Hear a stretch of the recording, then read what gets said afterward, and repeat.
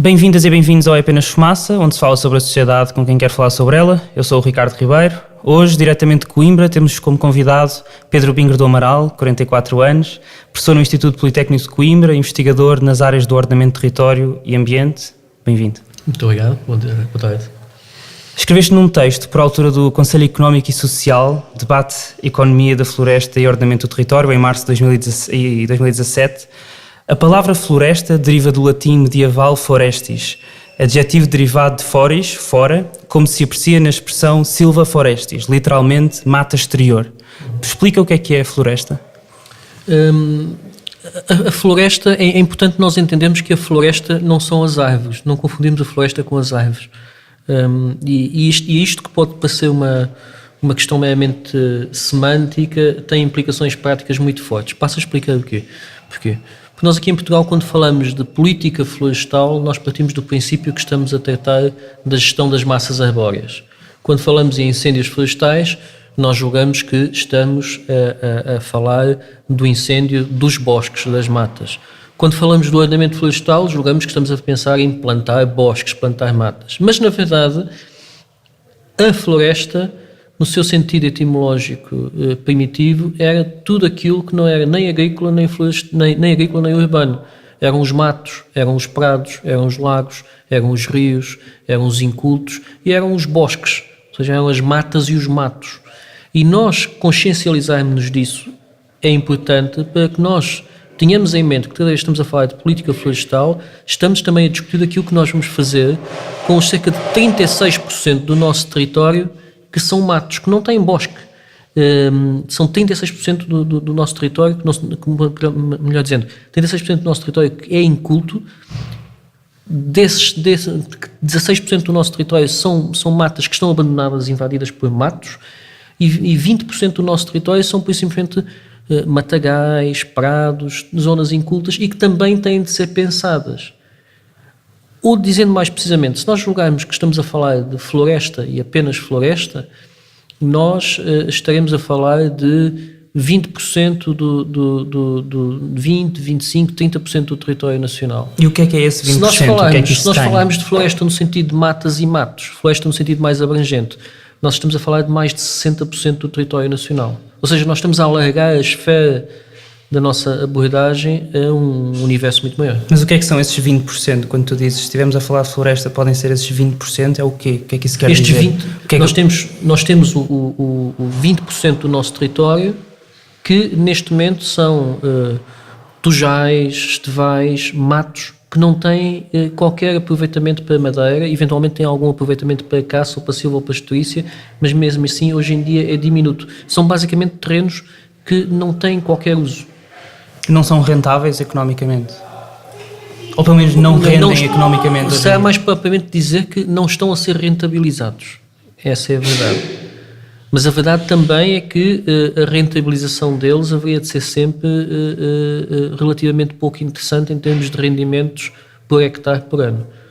Nós estamos a falar de terrenos que, na melhor das hipóteses, renderiam uns 150 euros por hectare por ano. Mas em média dificilmente ultrapassariam as poucas dezenas de hectares por ano se tivessem a ser utilizados para alguma finalidade, como por exemplo a pastorícia, ou a caça ou a produção de madeira. Explica o que é a floresta protegida, o que é que isso quer dizer? Bom, a floresta protegida é um conceito jurídico. A floresta é protegida por lei, não se pode abater ou não se pode manipular sem a autorização das autoridades competentes. Neste sentido, tanto a Mata do Bussaco e o Parque da Pena são florestas protegidas, como a Mata do Solitário na Arrábida é uma floresta protegida. A diferença é que, por exemplo, a Mata do Solitário na Arrábida é um bosque reliquial de espécies autóctones que nunca, que se saiba, foi explorado pelo ser humano, é uma floresta virgem, ao passo que, por exemplo, o Parque da Pena e a Mata Nacional do Bussaco são também florestas protegidas por uma série de instrumentos jurídicos, mas são compostas na sua quase totalidade por espécies exóticas que lá foram plantadas para fins ornamentais, sem prejuízo de haver umas pequenas manchas autóctones. Agora, com tudo isto é importante nós dizermos que em Portugal a mítica floresta primitiva, a floresta reliquial, a floresta nativa, está muito pouco presente no nosso país. Floresta fechada, que esteja de alguma forma próxima de um bosque virgem em Portugal, nós não devemos ter, na melhor das hipóteses, no sentido mais lato, não chegaríamos a ter 1-2% do território nacional consoante os critérios. É diminuto. E se fosse bosque virgem, então, provavelmente não passaríamos dos poucos hectares. A esmagadora maioria do bosque que nós temos foi profundamente manipulado pelo ser humano e profundamente alterado. Segundo os resultados preliminares do 6º Inventário Florestal Nacional, apresentados em 2013 pelo Instituto de Conservação da Natureza e das Florestas, 26% da área florestal, ou seja, 812 mil hectares, tem como espécie dominante o eucalipto. Esta é a maior fatia de área de floresta e equivale a cerca de 9%, segundo estes dados, de todo o território continental. O sobreiro e o pinheiro bravo são as espécies que se seguem e cada uma tem 23%, o que quer dizer 8% do território continental. São estes o tipo de árvores e culturas mais indicados, tendo em conta a nossa floresta? E adicionando a isto, segundo os dados do INE, nós somos o país do mundo com a maior área relativa de eucalipto no mundo, neste momento. Bom, em termos, vamos ver o que é que nós entendemos em termos adequados.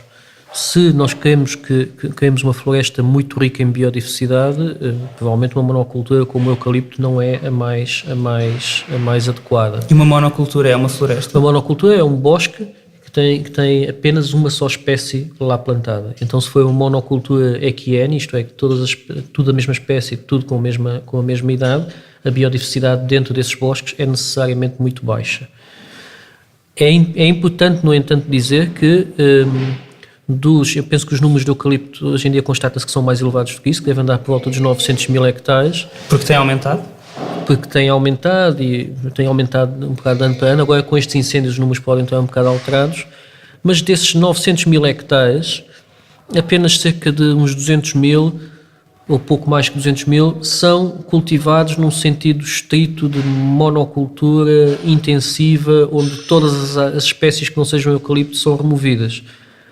A esmagadora maioria do eucaliptal que é no nosso país é um eucaliptal que é plantado e que depois não é mantido de ano para ano, e portanto é invadido por matos, é invadido por outras espécies arbóreas e muitas vezes dá resultados francamente desinteressantes, tanto do ponto de vista da biodiversidade como do ponto de vista da produção económica.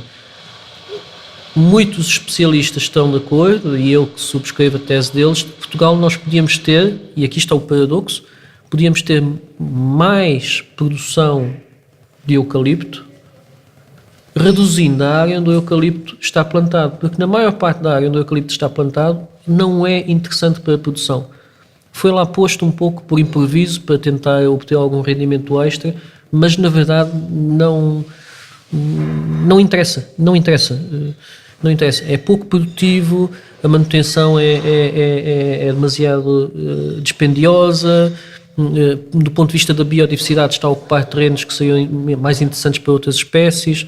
Nós, em Portugal, podíamos, francamente, reduzir a área de eucalipto, mantendo ou mesmo aumentando a produção, desde que as zonas onde se mantivesse o eucalipto ele fosse mais acompanhado na prevenção e combate a incêndios, fossem tomados com medidas mais cuidadosas na preservação dos solos, etc, etc.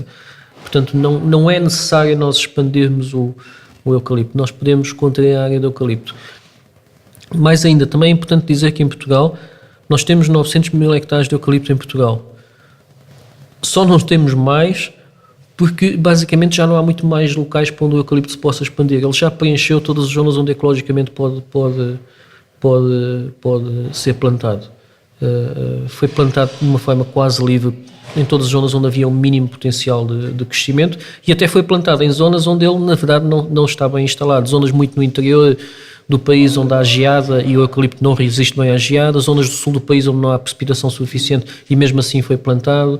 Enfim, enquanto país nós esgotámos quase a área possível para o eucalipto. E deve poder ser produzido livremente, tanto o eucalipto como outras espécies? O Estado deve limitar isso ou deve ser uma coisa livre? O que se passa nas zonas onde o eucalipto é plantado, onde tem pouca produtividade, é que o proprietário não obtém rendimento, a economia portuguesa não obtém rendimentos interessantes desse eucaliptal, mas depois o coletivo, seja o Estado, seja a sociedade civil, tem de pagar os custos dessas más escolhas.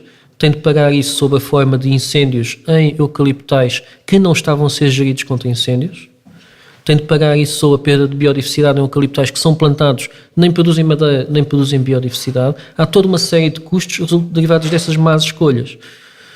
Se nós, enquanto coletivo, quisermos ter o eucalipto, temos de ver o seguinte: o eucalipto, se é para ser plantado, tem de ser plantado em condições rigorosas de segurança, de salvaguarda da biodiversidade, de proteção contra incêndios. E, nesse sentido, nós temos mais área do que aquela que é necessária.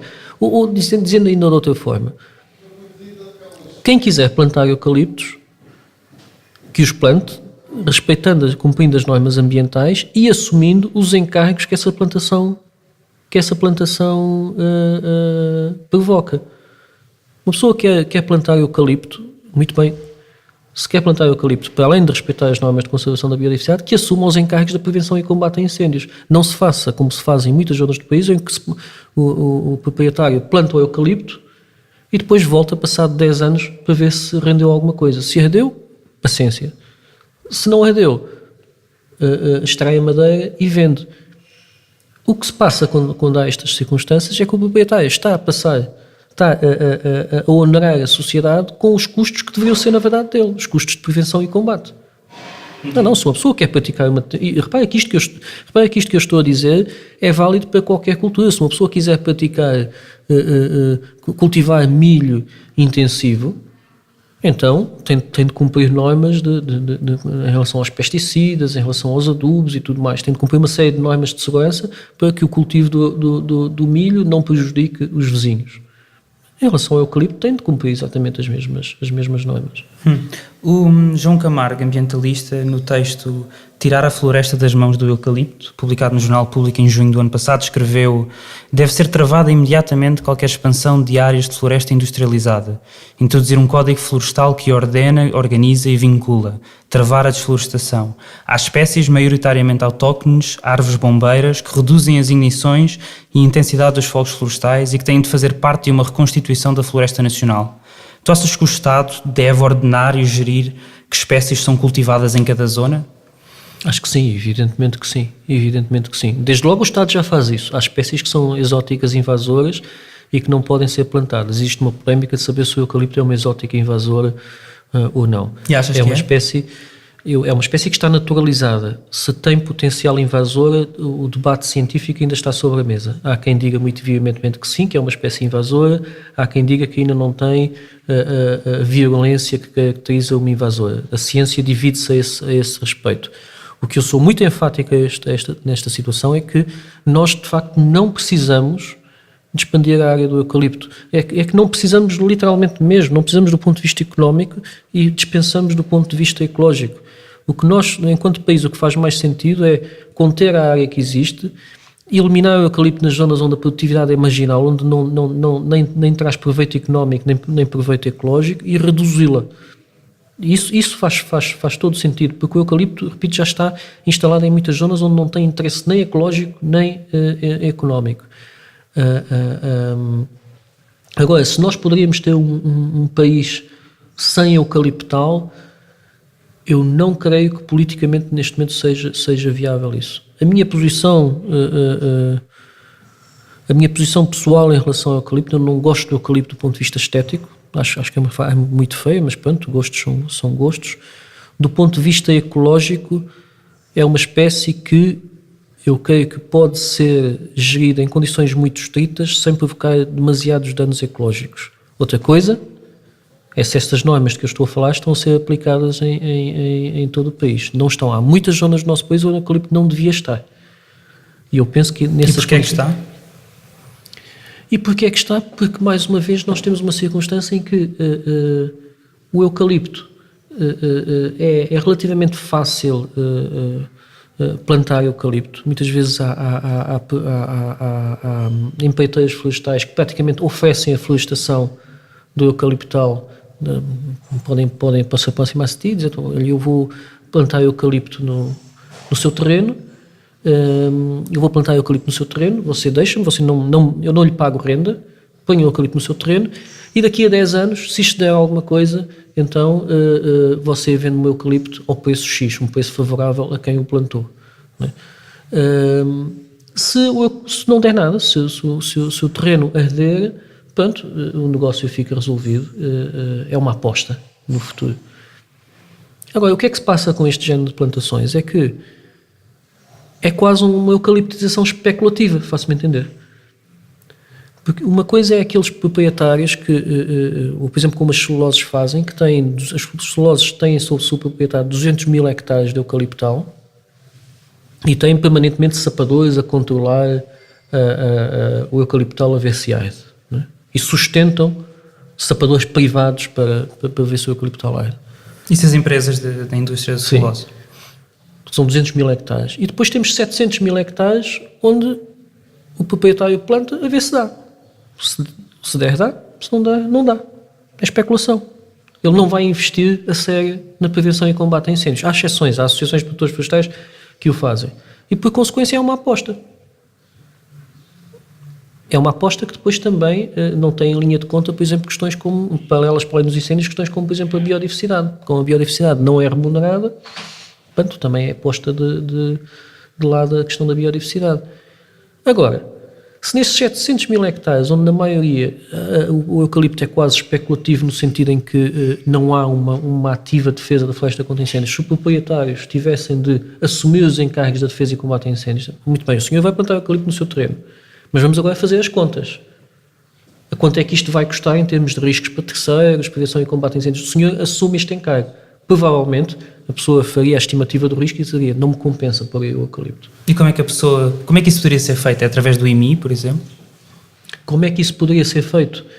Desde já nós tínhamos, para começar, há uma série de dificuldades neste género de iniciativas, uma das quais seria, por exemplo, termos um cadastro atualizado a sabermos a quem pertence o terreno onde o eucaliptal está plantado. Neste momento ainda não temos a norte do Tejo, que é uma dificuldade tremenda. Segundo alguns dados, não se sabe o dono de 1/3 da floresta. Sim. Agora, o que se passa é que, de facto, o nosso IMI, na minha opinião, o IMI devia estar consignado à prevenção e combate a incêndios. Neste momento, nas últimas décadas, o Estado tem gasto cerca de 120 milhões de euros por ano na prevenção e combate a incêndios.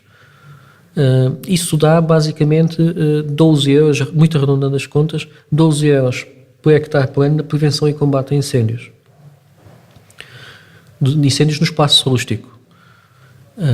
Se fosse no espaço florestal, então o Estado, se os 120 milhões de euros fossem divididos apenas pelo terreno que está ocupado por matas ou matos, não é? Bosque ou incultos, então aí o valor é superior e já ia para cima dos 30 euros por hectare por ano. Se o proprietário pagasse no IMI esse custo de prevenção e combate a incêndios, então ele teria de ponderar mesmo se o que ia plantar com um sentido ecológico e económico seguro. E depois, se ele plantava o eucaliptal, ou o que quer que fosse, e abatia à coleta do IMI os custos da prevenção e combate, e os custos de cultivo. Se nós tivéssemos isto, quem cultiva os terrenos de uma forma segura, acabava por ficar desonerado de IMI. Quem simplesmente deixa os seus terrenos ao abandono, acabaria por pagar, sob a forma de IMI, os custos de prevenção e combate a incêndios que estava a colocar sobre o erário público. Portanto, sim, de facto, em última análise, como dizes, de facto, o IMI pode ser chamado, pode ser uma forma de colocar os proprietários a contribuírem para a prevenção e combate a incêndios nos seus imóveis. Nós conversámos em junho de 2017 sobre gentrificação, direito à habitação e propriedade, e tu disseste-nos isto. É preciso ver que aquilo que nós entendemos como propriedade privada em Portugal hoje em dia é uma instituição jurídica que basicamente deriva do Código Civil do século XVI, do século XIX. E o Código Civil do século XIX o que fez foi constituir a propriedade privada como uma propriedade plena in re potestas, em que o proprietário pode tudo, absolutamente tudo, e qualquer intervenção do Estado é uma espécie de violação ou sonegação ou ablação desse direito de propriedade. E esse direito de propriedade está tão sacralizado que o proprietário de um imóvel, por exemplo, em Portugal, pressupõe-se que o abandono do imóvel não leva à perda de propriedade. É uma coisa notável, porque se eu deixar um carro abandonado na rua, ao fim de um determinado tempo, o abandono leva à perda de propriedade. Em Portugal, o abandono de um bem imóvel não leva à caducidade da propriedade. Explica o que é que isto quer dizer neste contexto em que não se sabe quem é que é dono de uma grande parte da floresta em Portugal. Isto basicamente quer dizer que se uma pessoa tiver um terreno e o mantiver inculto durante décadas e houver um ânimo visível, a questão do ânimo do ponto de vista jurídico é importante, se houver um ânimo visível de abandono, isto é, a pessoa não tem qualquer intenção de usar, nem por isso perde a titularidade. Isto que se verifica em Portugal para os bens imóveis não se verifica para os bens móveis. Se eu deixar um objeto móvel, um relógio, uma bolsa na rua e com sinais visíveis de que eu já não estou interessado nela, qualquer pessoa pode se apropriar nela e ao fim de um certo tempo ela é declarada posse de quem a recolheu, e o povo até exprime este conceito jurídico sob a forma da expressão do achado não é roubado. A pessoa visivelmente já não estava interessada naquele bem, renunciou à propriedade abandonando. Nos bens móveis isto verifica-se, nos bens imóveis isto não se verifica. A pessoa pode abandonar a propriedade, mostrar todos os sinais que não está interessada em cultivá-la, mas nem por isso perde a titularidade dos bens imóveis. Eu posso agora ter um terreno, posso abandoná-lo, ir viver para o estrangeiro durante 40 anos e daqui a 40 anos regressar e, a menos que alguém tenha adquirido o meu terreno para uso capião, o terreno continua sendo meu. A titularidade não caduca, é à perpetuidade. E se eu morrer, os meus herdeiros vão poder continuar a reclamar aquela titularidade, a menos que alguém faça uso capião, que é aquilo que agora a lei, todo este projeto de reforma da lei prevê que o Estado, no fundo, adquire os terrenos abandonados por uso capião. Da lei de bases? Isso é o que Estas novas reformas florestais prevêem que o Estado tome posse dos bens florestais, dos terrenos rústicos, por uso capião. O que é que o Estado vai fazer agora? O Estado vai... Isso é expropriação? Não é de toda expropriação. Essa é uma grande falácia que anda aí a decorrer. Há pessoas que estão contra esta reforma florestal que andam a dizer que o Estado vai expropriar os pequenos agricultores. Isso é completamente falso. Para começar, em primeiro lugar, porque os agricultores que estão a cultivar os seus terrenos, esses sabem onde estão os seus terrenos, na maior parte dos casos têm o registro de titularidade bastante verificado, o cadastro não é problema, as suas propriedades estão registradas em parcelário e nunca ninguém falou de expropriar esses proprietários. O que se fala, sim, é daqueles, quando se fizer o cadastro, vão-se constatar em muitos municípios que há vastas áreas que ninguém reclama. Por exemplo, em Oliveira do Hospital, 40% do território não foi reclamado por ninguém agora que se concluiu o cadastro. Isto porque uma das medidas do Governo, naquilo que se chama a reforma da floresta, é fazer a contestação. Destes primeiros... É fazer o cadastro destes Foi feito terrenos. o cadastro e 40% dos terrenos ninguém os reclamou. Nós não estamos a falar daqueles terrenos que estão a ser cultivados. Não, estamos a falar de terrenos que estão incultos e ninguém os reclama. Agora, o que o Estado vai fazer é adquiri-los por uso capião. O Estado vai tomar posse dos terrenos, e atenção que posse não é propriedade, os terrenos vão ficar na posse do Estado durante 15 anos, mas continuam na propriedade de alguém incógnito, que ainda não se manifestou. Se ao fim de 15 anos ninguém se manifestar como proprietário, então o terreno deixa de estar meramente na posse do Estado e passa à propriedade do Estado. Isso é a aquisição por uso capião, como sempre existiu na lei portuguesa, e aliás é uma figura jurídica já do período romano. O Estado não pode adquirir senão por uso capião. Isto não é a mesma coisa de expropriação. Expropriação é quando se sabe quem é o proprietário está contra a alienação do seu bem e o Estado, por força, aplicando a força da lei e uma decisão política, retira a titularidade ao proprietário. Não é nada disto que vai acontecer. Mas agora só para voltar a uma questão em relação ao abandono dos imóveis rústicos em Portugal, que também é aplicável aos imóveis urbanos. O que é que são os imóveis rústicos? O imóvel rústico é todo aquele imóvel que não seja urbano. Toda aquela parcela de terreno seja agrícola ou florestal, que não está dentro de um perímetro urbano. Em Portugal, a maior parte do solo rústico não paga IMI, não paga nenhuma contribuição. O que significa que conjugam-se aqui dois fatores. A titularidade é perpétua, portanto, não caduca pelo abandono, e o proprietário não paga IMI. Significa que se eu for proprietário destes terrenos que não pagam IMI, eu posso ir 40 anos para fora do país, eu não vou pagar imposto nenhum e daqui a 40 anos regresso e o terreno continua a ser meu. Entretanto, durante 40 anos houve ali um terreno que podia ter sido cultivado, podia ter gerado riqueza para a economia do país e não gerou. Mas eu, que fui o proprietário que decidi abandonar, não participei desse custo de oportunidade. É a economia portuguesa que ficou a perder.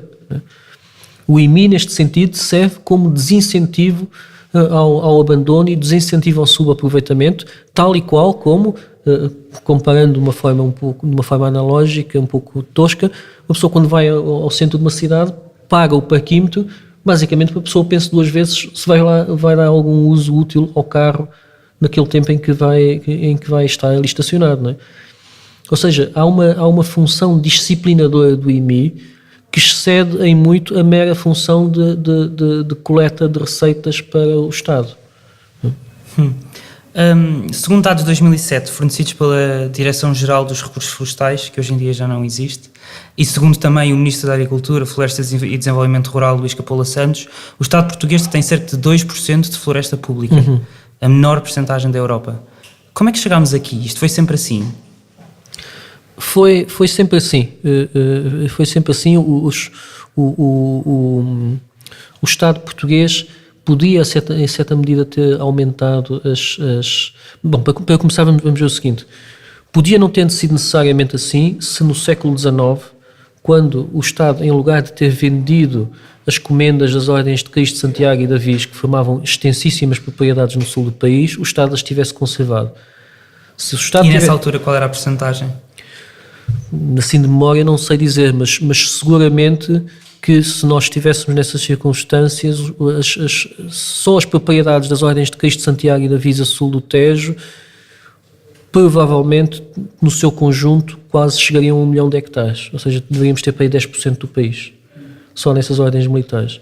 Se quando o Estado, no século XIX, para prever dívidas, quando nacionalizou os bens da Igreja, se tivesse mantido mais terrenos que pertencessem aos conventos e mosteiros, terrenos da Igreja florestais na sua propriedade, então aí nós provavelmente, não sei, é um bocado arriscado dizer, eu não conheço ninguém que tenha feito estas contas, mas assim de memória e por estimativa, provavelmente nós teríamos talvez uns 15% do território nacional coberto por terrenos agrícolas e florestais do Estado, se no século XIX tivesse sido tomada esta opção. Não foi.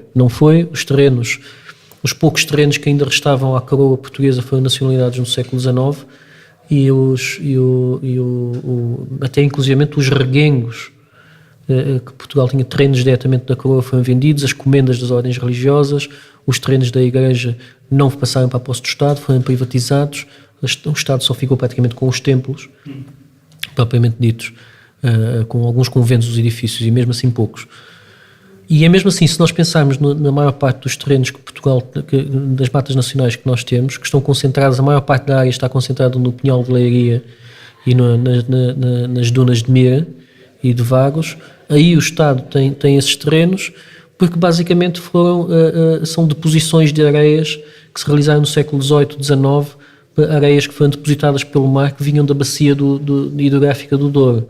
Portanto, foram terrenos trazidos pelo mar. E o Estado reivindicou esses terrenos porque, de facto, pertenciam à coroa todos os terrenos sem dono conhecido. Aqueles terrenos nasceram depositados pelo mar e o Estado apropriou-se deles, como também alguns terrenos das Lesírias.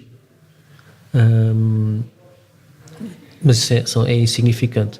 Agora, outros países da Europa não passaram necessariamente pelo mesmo processo. Por exemplo, em França, a nacionalização dos bens da coroa não foi tão intensa e eles mantiveram na posse do Estado, a privatização dos bens da coroa não foi tão intensa e eles mantiveram na posse do Estado muitas matas nacionais.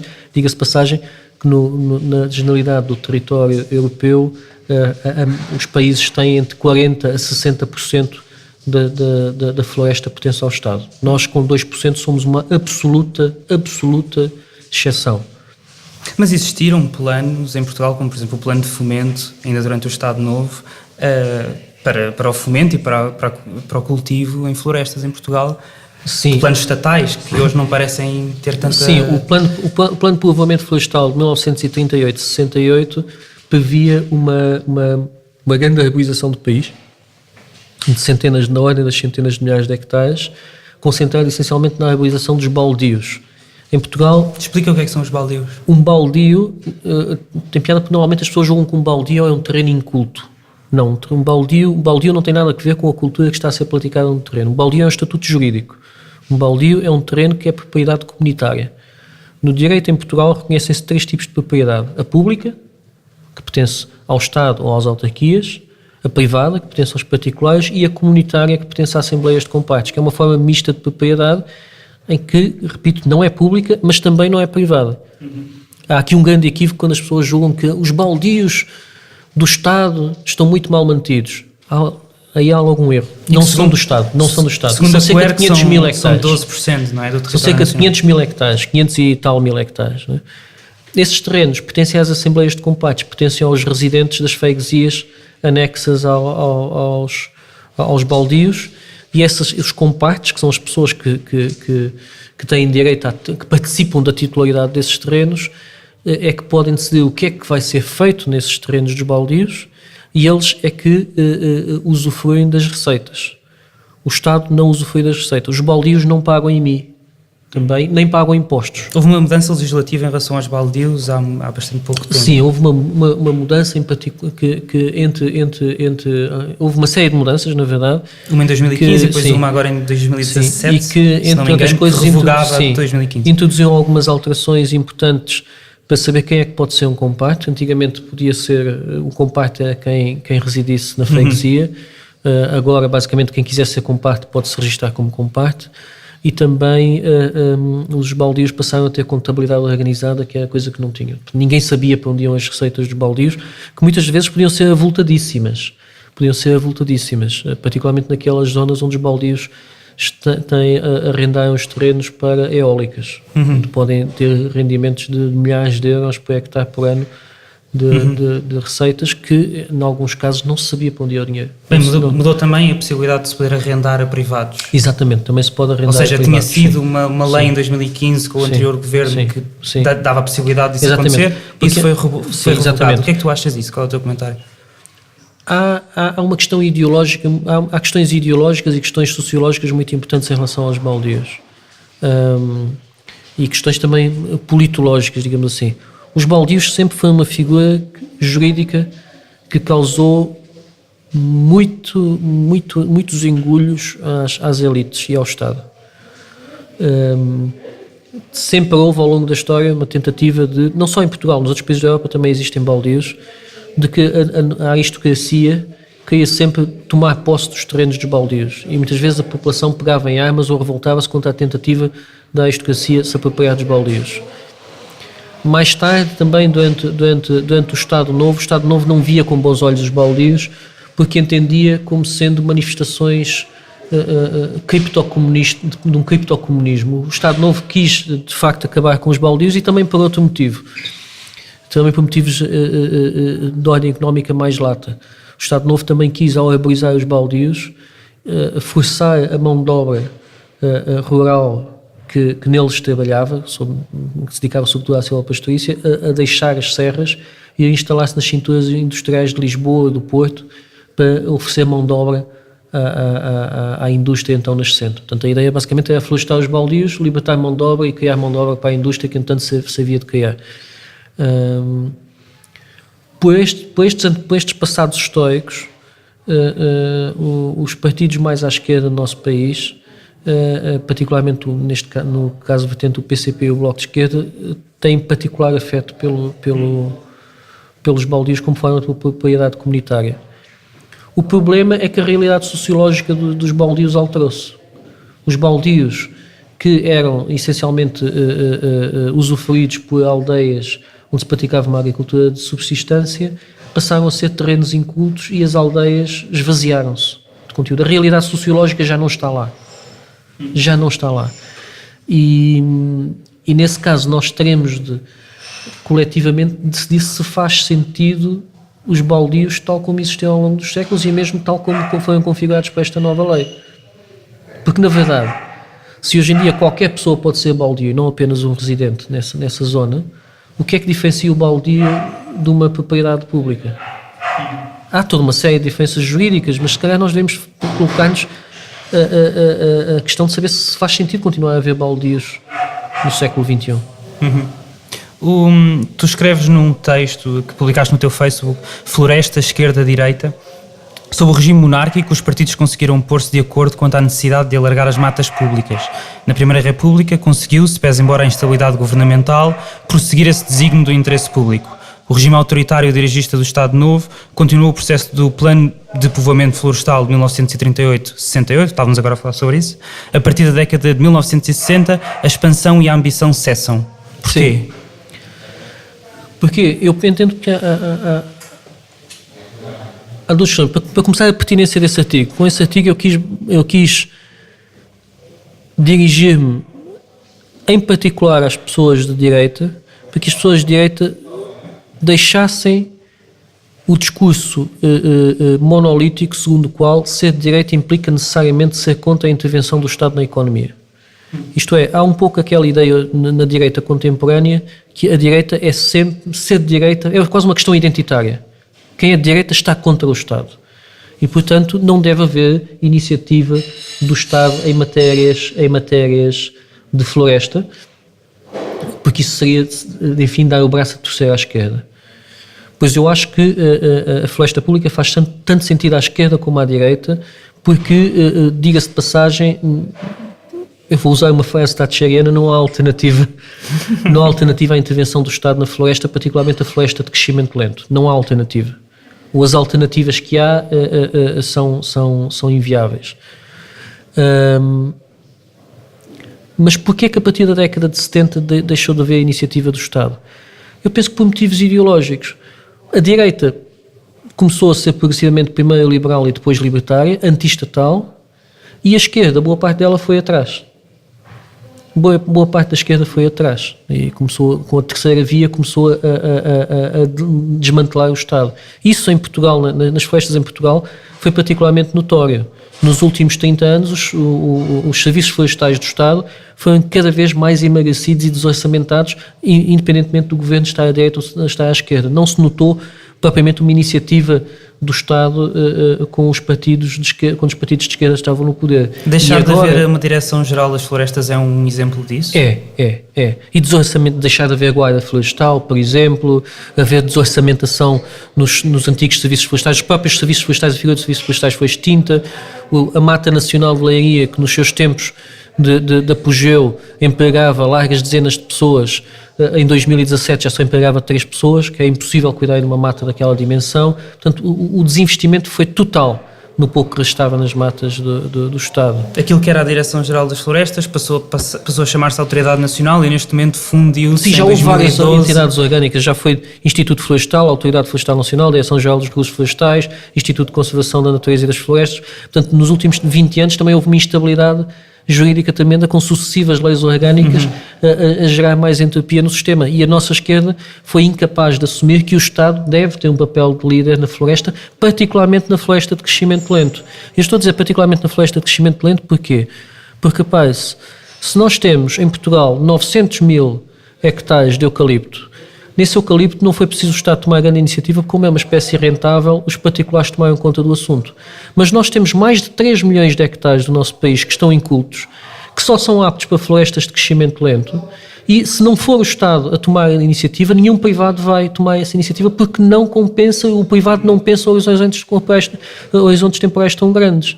Se agora alguma empresa de celulose cotada em bolsa, perante uma reunião de acionistas, disser: senhores acionistas, nós vamos começar a investir em floresta de crescimento lento, vamos plantar carvalhais na beira interior que vão começar a dar rendimento daqui a 80 anos. Se algum gestor de uma empresa de celulose anunciar isso, no dia seguinte a empresa cai em bolsa e vai à falência. Porque as empresas cotadas em bolsa não investem em horizontes de 80 anos, tem de ser o Estado. E, portanto, eu também pessoalmente Neste momento, a minha atenção... Era por isso que aquilo que hoje é Navigator era pública antes. Sim, era pública, de facto. Sim. Porta Aliás, Céu. nasceu por iniciativa pública. Se calhar era exatamente porque os privados não apostavam em horizontes de 80 anos, será? É preciso ver que quando as empresas celulosas foram criadas, exigiam um grande esforço inicial. Era a lógica do desenvolvimento económico das escolas de gestão da década de 50, 60, 70.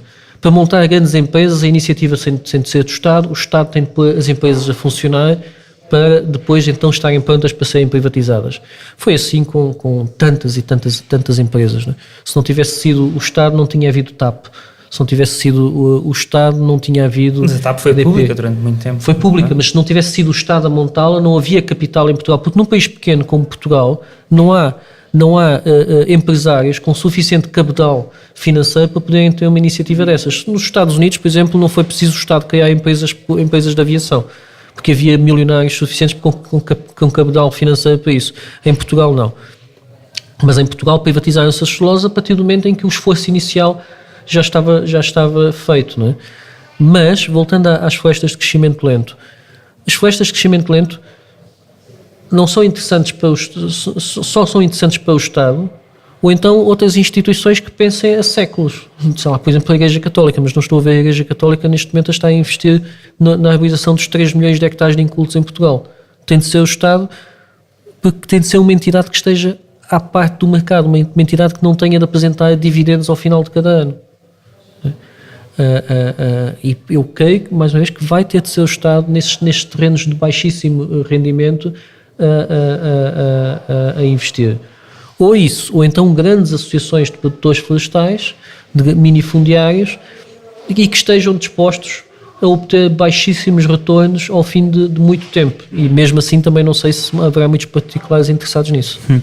Em 2017 morreram mais de 100 pessoas vítimas de incêndios e foram ardidos mais de 500 mil hectares, marcando o passado ano como o pior ano no que toca a incêndios ou mortes, desde que existem estatísticas. O que é que tem tudo isto que tivemos a conversar, a propriedade, as culturas, a gestão pública da floresta, que ver com estes incêndios e com as mortes que existiram no ano passado? O que acontece, aí temos de entrar com a variável ecológica. Um terreno que esteja abandonado no norte de França ou Inglaterra não vai arder necessariamente, porque há chuva todo o ano. A precipitação, as pessoas normalmente não se dão conta nisso, mas chove tanto em Coimbra como chove em Londres. A questão está, aliás, até chove mais em Coimbra do que chove em Londres. A questão está em que em Londres a chuva está dispersa ao longo de todo o ano, distribuída ao longo de todo o ano, e em Coimbra está concentrada nos meses de inverno e o verão é quente e seco. E quem diz Coimbra diz aqui a região centro. Ora, nestes países de clima mediterrâneo que verão quente e seco, quando um terreno é abandonado, ele é invadido por matos. E os matos nesta região ecológica do mundo são matos pirófitos, são matos que vão facilitar a ocorrência de incêndios, são matos inclusivamente que prosperam com as condições de incêndio. Por exemplo, espécies como a esteva, que é um arbusto muito frequente no nosso país, no verão produz resinas que libertam gases altamente inflamáveis ao mesmo tempo em que produz sementes à prova de fogo. O que é que a esteva está a fazer? Está a facilitar a ocorrência de incêndios para que assim o progenitor vai imolar-se a si mesmo no fogo, mas ao imolar-se a si mesmo, vai com uma espécie de um ataque kamikaze e vai eliminar as espécies arbóreas que podiam estar a crescer em volta e que se crescessem iriam assombrar a esteva e matá-la. As árvores, a sombra que as árvores projetam destina-se, entre outras coisas, a controlar a concorrência. Então as espécies arbustivas no Mediterrâneo facilitam os incêndios também para poderem dominar o território, eliminando a concorrência. O que é que acontece aqui na região centro? A partir do momento em que deixou de haver agricultura, deixou de haver silvopastorícia e as matas e as florestas deixaram de ter os matos roçados, os matos invadiram o território. E ao invadir o território, propiciam a ocorrência de incêndios. Com as décadas que este território já leva abandonado, estes matos inflamáveis atingiram a sua máxima expressão. Não é a mesma coisa arder, por exemplo, um montado alentejano, em que as temperaturas podem chegar às poucas centenas de graus centígrados, um fogo no montado alentejano, com aquelas herbáceas, o fogo atinge as escassas centenas de graus centígrados. 300, 400 graus centígrados. A 300, 400 graus centígrados, a arder sob capim, os bombeiros ainda conseguem apagar. Se foi um mato invadido por estevas com 2 metros de altura, as temperaturas podem ultrapassar os 1000 graus centígrados. A temperaturas tão elevadas, não adianta lançar água sobre o fogo. A água evapora antes de tocar o fogo fica fora de controle, que foi o que aconteceu aqui. Se aqui na zona de Pedrógão, em lugar de termos matos e floresta abandonada, invadida por matos, tivéssemos um montado de sobre, como existe no Alentejo, as pessoas poderiam ter passado por aquela estrada que não tinham morrido torradas, porque as pessoas não morreram queimadas, as pessoas morreram torradas pelo calor irradiado pela floresta em volta. Aqui nesta zona de Pedrógão, por exemplo, estamos numa zona ótima para a produção de cortiça, de montado de sobre. A paisagem alentejana podia ser produzida aqui. E se a paisagem alentejana fosse reproduzida aqui, maximizávamos a biodiversidade, reduzíamos o perigo dos incêndios e tínhamos um ótimo rendimento económico. Uhum. O Ministro da Agricultura, Floresta e Desenvolvimento Rural, já aqui mencionei, Luís Capola Santos, disse em agosto do ano passado à Lusa que, estou a citar, o Governo fez a maior revolução que a floresta conheceu desde os tempos de Dom Dinis. Que revolução é que foi esta? Bom, a revolução, uma grande revolução que iria colocar iria ser de facto a realização do cadastro do Banco de Terras, que até agora tem estado a ser muito, não tenho outra palavra, boicotado pelos partidos à esquerda do PS e particularmente pelo PCP, que seria a questão do cadastro e a questão do Estado tomar posse dos imóveis sem dono conhecido. Isso de logo à partida seria de facto uma revolução inaudita na nossa história e nesse particular dou razão ao Ministro. Outra questão foi que chamou mais a atenção das pessoas foi a aplicação draconiana das medidas de limpeza da floresta que já estavam previstas desde a década passada. Nesse aspecto, penso que foi menos bem sucedido. Foi de facto uma medida radical nunca vista na nossa história, a força com que foram aplicadas estas normas, mas, embora eu concorde com a generalidade dessas medidas, na generalidade concordo, na especialidade foram feitas de uma forma que provavelmente não vai funcionar. Foi feito tudo de uma forma muito trapalhona. A comunicação das normas de limpeza foi feita de uma forma muito trapalhona, assustou muitas pessoas e cometeu-se um erro capital, que é pôr as finanças a avisar as pessoas que tinham de levar a limpar as matas, caso contrário... Cortar as matas. Cortar as matas, caso contrário aplicariam uma coima. Isto foi um erro capital. Porquê? Porque a relação dos cidadãos com a autoridade tributária tem de ser uma relação de boa vontade. Os portugueses não podem percepcionar a autoridade tributária como um polícia que aplica coimas. Não, quem aplica coimas é a polícia propriamente dita. Porque a autoridade que cobra impostos numa relação de boa vontade. A partir do momento em que se começa a misturar o conceito de imposto com o conceito de coima, o conceito de contribuinte começa a contribuir-se com o conceito de delinquente e o conceito de tributo passa a ser confundido com o conceito de castigo. E a partir daí generaliza-se a má vontade para com o Estado. Isto neste particular foi muito mal feito e oxalá o Governo corrija muito rapidamente o que fez. O Eugénio Sequeira, ambientalista e ex-presidente da Liga da Proteção da Natureza, dizia em outubro: as medidas são boas, inteligentes, capazes, mas muito insuficientes. As questões de fundo continuam a não ser tocadas. Sim, as questões de fundo eu diria quase as questões de matriz, porque se nós aplicarmos os planos municipais de defesa da floresta contra incêndios, é certo que em redor das casas e em redor das estradas vai haver limpeza das matas, leia-se desbaste. É verdade. Mas se o território que está para além destas faixas de gestão de combustível mantivesse abandonado, então o máximo que o Plano Municipal de Defesa de Florestas contra Incêndios vai conseguir fazer é impedir que morram pessoas nas estradas e nas aldeias. Porque de resto a matriz da paisagem vai arder copiosamente e vai continuar a arder ano após ano. Achas que é o que vai acontecer este ano? Não, este ano pode haver alguns incêndios, não creio que vá ser dramático, até porque muito do combustível foi removido no ano passado, né? Pelos incêndios. Mas se nós, daqui a 10 anos, a única coisa que tivemos feito foi assegurar que as faixas de combustível estão absolutamente limpas e o resto do território, que é a maioria, continua abandonado e a ser ciclicamente invadido por matos pirófitos, ou seja, de matos que ardem com enorme facilidade, então vamos continuar a ter incêndios gigantescos, vai morrer menos gente, mas vamos continuar a ter incêndios homéricos, não é? Ou épicos. A 28 de março foi também anunciada pelo Ministro a criação de uma empresa pública de desenvolvimento e gestão florestal, com o objetivo de, estou a citar, demonstrar como é possível gerir de forma rentável a floresta, particularmente nas zonas de minifúndio. Porquê criar uma empresa pública para gerir fogos? Porque não é bem gerir fogos, é antes gerir as matas. Porque a questão está em que nós agora temos falado da prevenção e combate a incêndios como sendo um problema de limpeza das matas, ou mais propriamente de limpeza das faixas de gestão de combustível junto às estradas. Ora, o termo limpeza é particularmente infeliz, faz passar a ideia de que as matas estão sujinhas, coitadas, e é um problema de higiene. Não é um problema de higiene, as matas não precisam de ser limpas, as matas precisam de ser cultivadas. Se nós quisermos reduzir o perigo que os incêndios representam, isto é, que os incêndios, quando ocorram, não atinjam temperaturas tão elevadas e não se transmitam às copas das árvores, nós temos de desmatar, remover os matos, nós temos de desramar, impedir que as árvores tenham demasiados ramos baixos, eventualmente desbastar, isto é, impedir que haja demasiadas árvores por unidade da área, para não haver, por exemplo, o chamado pinhal em pelo de cão, que são aqueles pinhais muitíssimo densos, com pinheiros de diâmetro muito estreito, muito finos.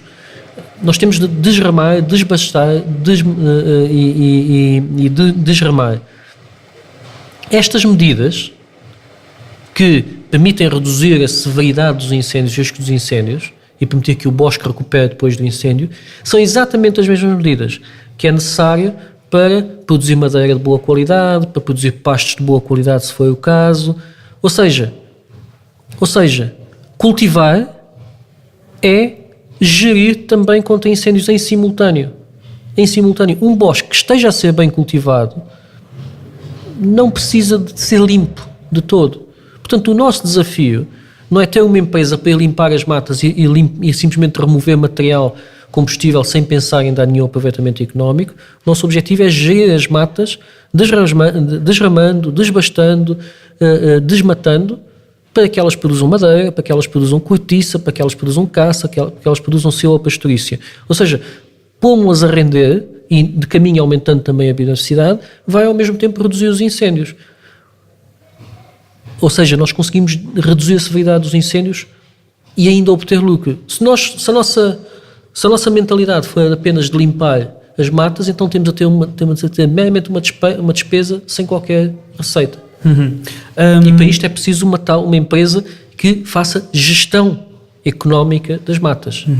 Estamos mesmo a chegar ao fim. Uma outra medida foi a escolha de Tiago Martins Oliveira para a estrutura de missão para a instalação do sistema de gestão integrada dos fogos rurais. Concordas com esta escolha? Há quem o acuse de ser o homem das celuloses, porque veio da Navigator, onde era responsável pela área de inovação e desenvolvimento florestal. Eu concordo. O Tiago, na matéria para a qual ele foi designado, é, porventura, a pessoa mais competente da sua geração, ou seguramente entre as mais competentes. Também é preciso ver que, quando se diz que ele é um homem que vem das celuloses, mas ele vem das celuloses da componente de prevenção e combate a incêndios. Ele não esteve encarregue de promover novas plantações, nova expansão. Não foi essa a missão dele nas celuloses, nem é essa a missão dele na estrutura de missão. O Tiago não lhe foram conferidos poderes no âmbito do ordenamento florestal, no âmbito da seleção de espécies, no âmbito do financiamento ao cultivo. A missão que lhe foi atribuída foi a missão de prevenção e combate a incêndios, que é algo que opera no curto e médio prazo. No longo prazo, quem for decidir em termos de ordenamento florestal, onde se vai subsidiar, que espécies se vai subsidiar, que direitos que se vão conferir aos proprietários, que prerrogativas vai assumir o Estado, quais vão ser as normas de ocupação do solo para cada município, o que é que os planos diretores municipais vão dizer sobre as espécies permitidas, quem vier a decidir isso vai poder favorecer ou desfavorecer o eucalipto. E essa pessoa sim não pode vir das celuloses? ou de Vilas Solosas, como outro sítio qualquer. É prematuro para dizermos. O que sei é que o Tiago, que conheço pessoalmente e que não creio, desde quando conversei com ele, não creio que ele tenha qualquer enviesamento na missão que está a ter, que um enviesamento em função do Eucalipto nesta missão que lhe foi dada, e não deu provas disso até agora. Mas mesmo que o Tiago putativamente quisesse favorecer a expansão do Eucalipto nesta unidade de missão, não lhe foram delegados os poderes para tal. Portanto, é uma questão ociosa. Este foi mais um episódio do É Apenas Fumaça, onde se fala sobre a sociedade com quem quer falar sobre ela. Obrigado, Pedro Vinca do Amaral, muito obrigado, professor no Instituto Politécnico de Coimbra, investigador nas áreas do ordenamento do território e ambiente. O É Apenas Fumaça é produzido por Bernardo Afonso, Frederico Raposo, Maria Almeida, Pedro Santos, Pedro Zuzarte, Sofia Rocha, Tomás Pereira e por mim, Ricardo Ribeiro. A música é dos Lotus Fever. Ouçam mais episódios em apenasfumaca.pt ou no iTunes, SoundCloud, YouTube, SAP24, Comunidade de Cultura e Arte, RUM, Rádio Universitária Domingo, Rádio Alma Bruxelas e também noutras aplicações de podcasts. Até já!